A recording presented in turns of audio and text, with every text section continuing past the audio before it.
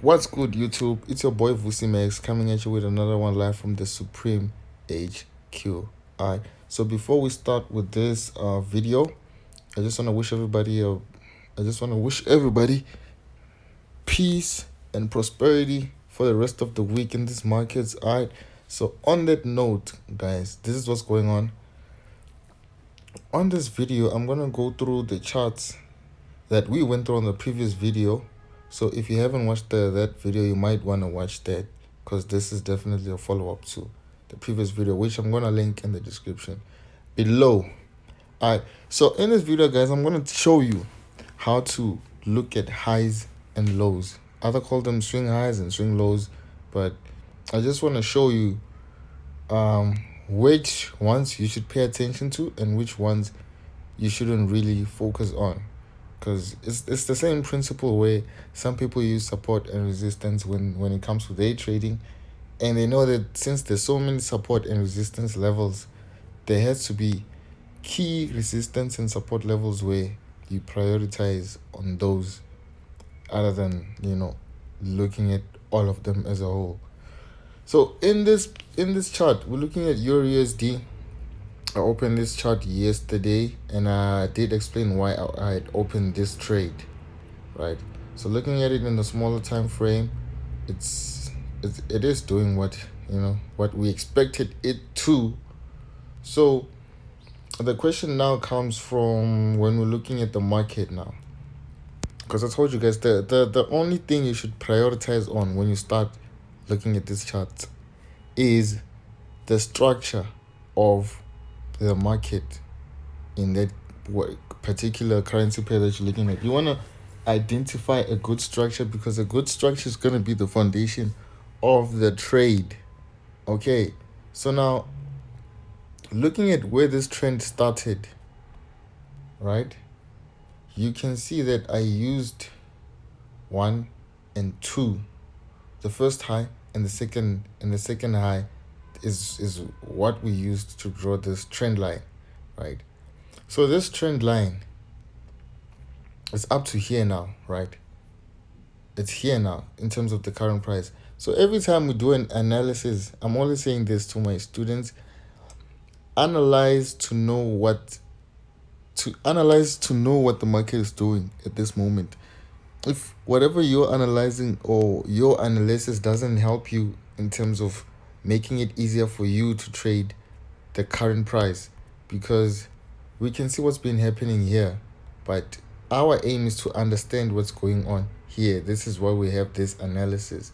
So only use a trend line or a reversal line or a support or resistance if it's only helping you identify what's going on with where price is at the moment.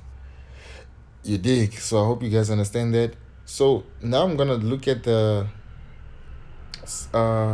trend line. Let's go back to the trend line, right? So we used 1 and 2 to draw a trend line, and then there were these other lower highs and lower highs again and lower lows, stuff like that in between, right? So what I want you to focus on after you have your trend line is focus on the highs that occur when the candlestick make contact with the trend line. So this would mean that we had 1, 2, 3, right?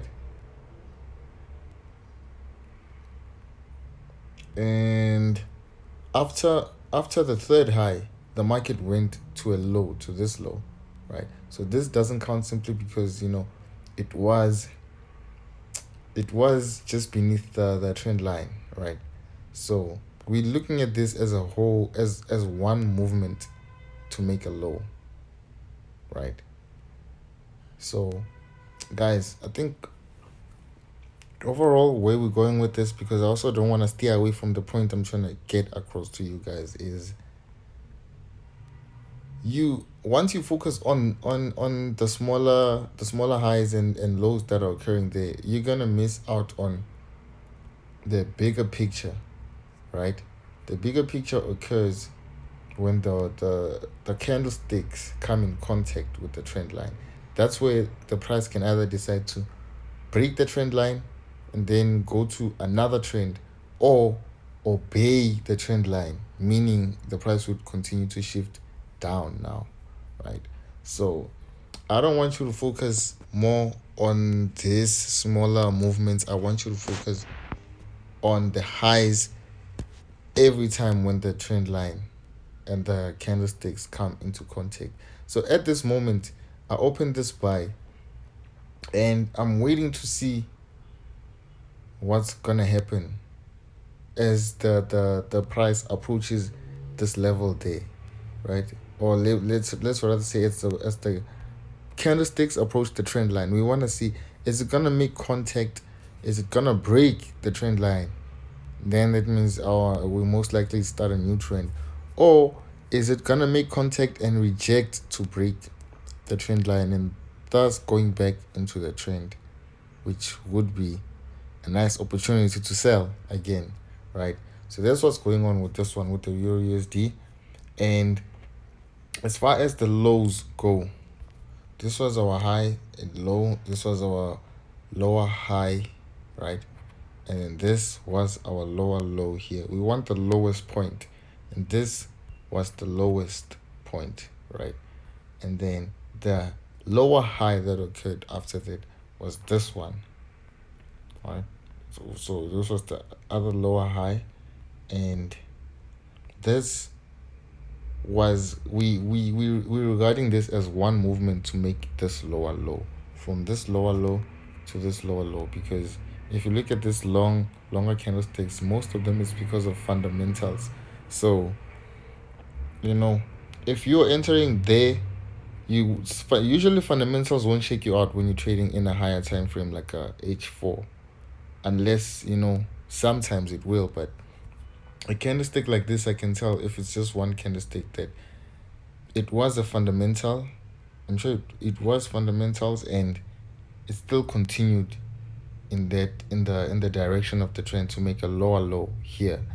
And then now, since we've made a lower low, the price has to make a lower high somewhere, which is what we are looking at right now. So I hope you understand that part, guys. And I'm not gonna keep this too long. We're gonna go to USDCHF. So this one was also analyzed before. I think we analyzed it on the daily time frame. Yes. So what I was telling you guys is this was the first high, right? And then this was the second high, because the price was still making a move up.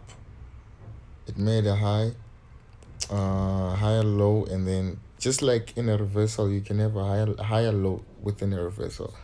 Just like what happened here. You see the market went up, came down and went up. The market went down, came back and went up. So because this was still lower than the first high, that's your lower high for this one. That's your lower high, because it was still lower than the first high that we used. And the reason we used this high and not the first high is in the video that was posted below. So you might want to watch that if you want to understand the total planning and thought process that goes on when you're drawing these trend lines. So now, yesterday I was saying on that video, I was saying how you should wait in the smaller time frames, because we looked at it in the H4 now, right? And in the H4, okay, I'm gonna go back to the thought that I wanted to say, but let's focus first on the highs and the lows, right?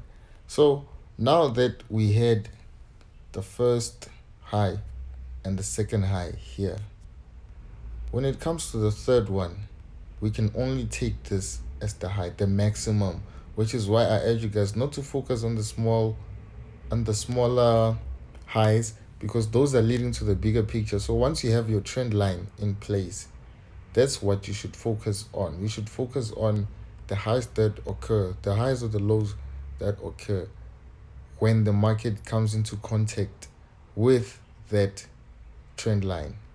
All right. So now when we're going back to the H4, Yesterday we looked at this pair when it was on this candlestick, and I said only trade this pair because this pair is still going down. This pair is currently here, and the target should be down there at a previous low, the lowest point that you made before. That's the target for this one. So the way to trade this one is to go into the smaller time frames and look for those higher lows, which already occurred. I think it was 7 o'clock. At 7 o'clock, it made a lower high and it's pushing down. So what I'm gonna do now, because the risk to reward is still fairly small, is I'm gonna open a trade. I'm gonna open a trade with the stop loss here and the TP down there. Okay, guys, so it's done now. I've opened the trade, and so now I can safely remove this trend line there on this horizontal line. They're both horizontal lines. So this is the trade. I opened the trade now, right? If you look at the risk to reward that I have on this trade, you'll understand that why I'm saying this is a safe trade. It's more than 1:8.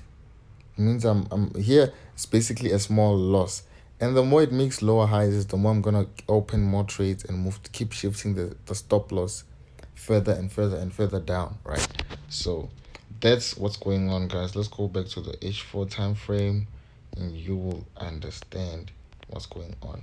So yeah, so that's what I was saying, guys. We're looking at this high and this low. We're looking at the key levels, the highs and the lows, where price made a significant change in the direction of the trend, right? That's what we're looking at. We had CHF JPY, guys, and with this one, it was pretty clear. It's been basically here. We can say after drawing this trend line, which was on yesterday's video, we can say that all of the highs were basically coming into contact with the trend line. So this was a very easy trade. This was a very easy currency pair to trade because it provided so many entry opportunities, if you understand what I'm saying. And now yesterday on that video, the price was still there, so it broke and made a higher high, right? So if we go to the smaller time frame now, we can wait for a higher low and buy on strength of the higher low, right? So we want to buy into strength because now it's still going down, retracing or whatever you want to call it, but it's not moving with the trend at this moment. So we have to wait on this one, right? But definitely gonna be putting an order. I'm gonna put a buy stop order up there at the peak of where it topped. It currently, the highest level that it currently failed to go above. So I just executed the buy stop. I'm deleting the horizontal line, so that's why I opened the buy stop. So because I'm seeing strength into the upside, so I'm only gonna buy into strength, and this has to first make a higher low to prove to me that there's still bullish momentum within this currency pair. All right, look at try paying attention to things like highs and lows and know which ones to pay attention to, because sometimes if you're observing each and every high and low that the market is making, you tend to miss the bigger picture of where the price is heading, right? So do try this method, check it out, and please leave a comment. Let me know what you think. What are you gonna be trading today? Let me know in the comment below. I'm gonna reply back. And like the video if you found it helpful, subscribe, and I will see you on the next one.